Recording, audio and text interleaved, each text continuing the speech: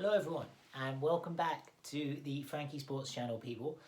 And today we're discussing two teams in particular and whether or not Tottenham or Aston Villa can maintain a title run in terms of the Premier League. Can either of Tottenham or Aston Villa challenge the top three in terms of the perceived pecking order, Man City, Arsenal, Liverpool, and potentially win a Premier League? Neither side have won a Premier League since it became an official league. So it's going to be interesting, people. Obviously, Tottenham sit top of the table. They are currently 2 points clear of Arsenal and Manchester City, having won 8 games, drawn 2. So that leaves them on 26 points.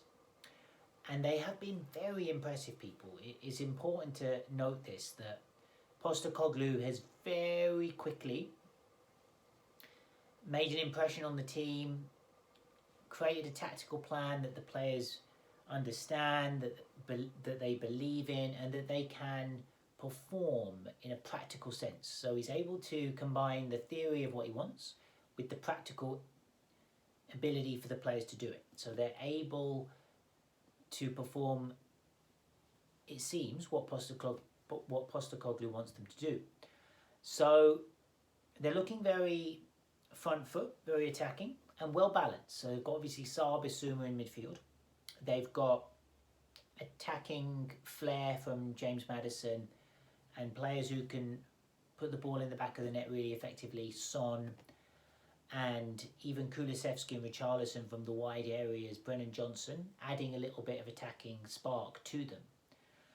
Bissouma's integration into the team has been important. He's given them that base, that solid point from which to build their attacks. Excellent at breaking up the play, very good passer of the ball, and it gives them that stability in midfield. Sarr has been incredible as well, box to box, high energy player. And at the back, looking very solid. Van der Ven, Romero. It's a partnership that I think Tottenham fans are happy with, having not been so enamoured with previous central defensive combinations. I think this is one that they really like. And also the attacking fullbacks of Porro and Udogie, adding a lot of impetus going forward. And Vicario, I've been so impressed with him, people, as a goalkeeper. He looks very assured and very reliable in goal. Good shot stopper, command of his area, can use his feet.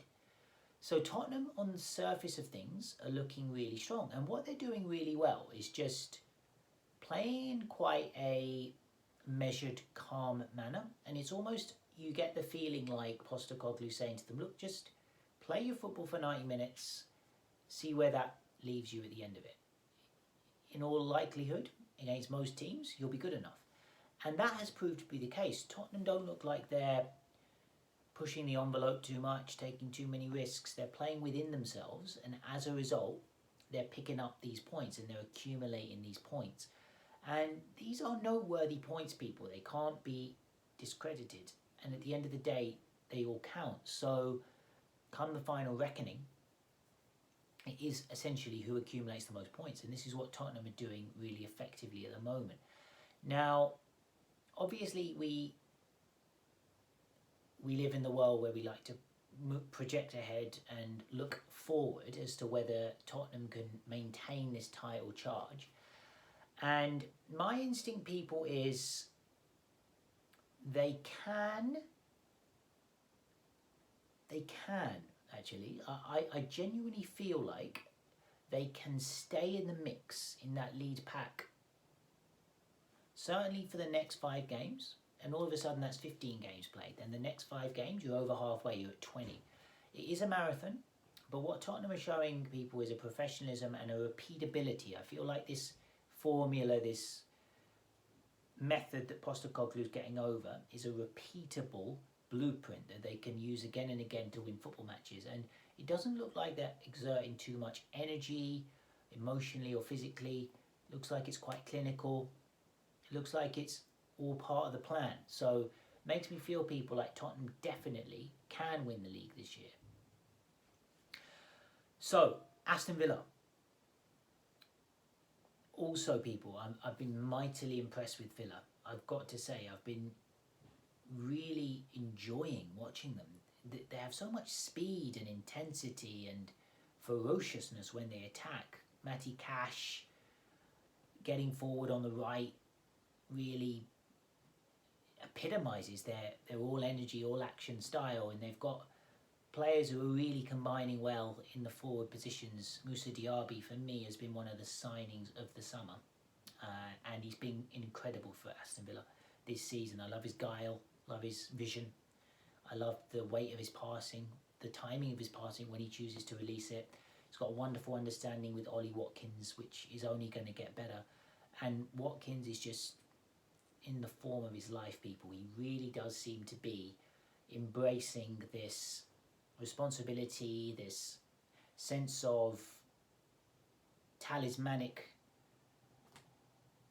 role that Unai Emery is placing upon him. And I think Watkins, he's such a level-headed character, so it seems, and he's really enjoying the freedom of being the main man at Aston Villa. And you get the feeling he's got that bit between his teeth where he wants to prove to people he's a top-class striker, because maybe the past 2 or 3 years he's been thought of as one of the guys that's just the rung down. You've had your Kanes, Salahs, obviously Haaland more recently, and Son. But Watkins has perhaps been considered in the next tier down, and I think he's muscling his way up there now, people, into one of the best strikers in the Premier League.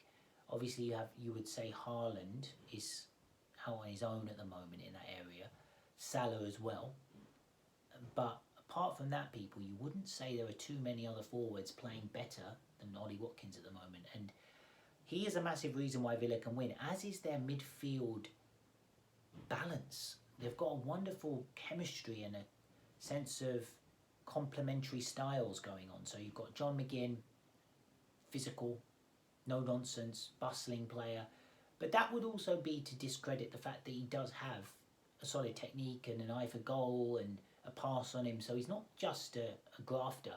He's a little bit more than that. And you've got Kamara, again, tempo controlling kind of midfielder, really nice low centre of gravity, good balance when he's on the ball, lovely passer of the football. And then you've got Douglas Luiz, people, who's really weighing in with goals, assists, that little bit of class and cuteness about his passing that is unlocking defences. And if you look at the face of it, people, Aston Villa, they've got the goalkeeper who's just been named the Ballon d'Or goalkeeper of the year in Emi Martinez. I also think it sounds ridiculous, but Aston Villa are in a title race. And I genuinely, people, at this point, don't necessarily feel like we've seen massive chasms between the teams. So I wouldn't necessarily say Man City look head and shoulders above the rest. I wouldn't say Arsenal are clearly second best as it was last season. I think the pack seems to be a bit closer at the moment with Arsenal, Man City, Liverpool, Villa and Tottenham. I do think at the moment those are the 5 teams that we can highlight now as being the only 5 teams that can win the Premier League. Now, I'm not saying Villa or Tottenham will win the league.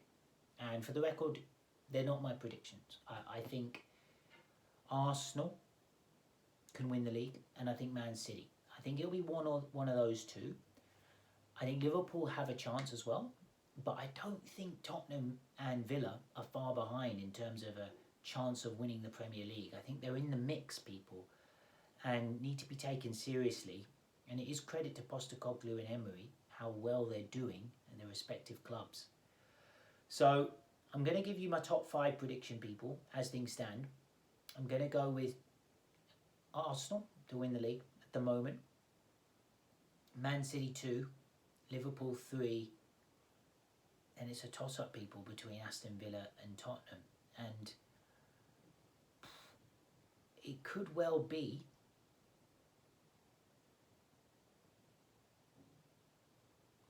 I'm going to edge towards Villa, people, and then Tottenham in 5th.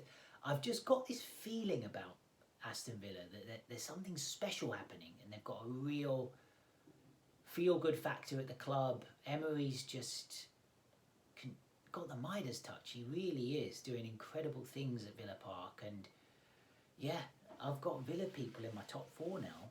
And I know I did a video last week where I was rating the possible end positions, or the order in which Villa, Tottenham, Newcastle, Manchester United and Chelsea would finish. And I actually had Chelsea at the front of that list, but I have reevaluated that now after that Brentford loss, and they do look a little bit too far back to put themselves into the top 4, let's say. But I wouldn't write Chelsea off completely in terms of a momentum that they can build and potentially getting into the top 6, but I do feel like Villa and Tottenham are ahead of them, people, having had the extra week to reflect on things.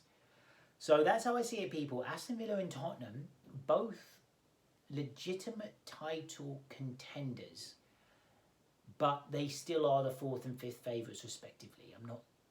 I don't think either will win the league, but I'm saying both could win the league. Whereas I don't think Chelsea, Man United, Newcastle, Brighton can win the league.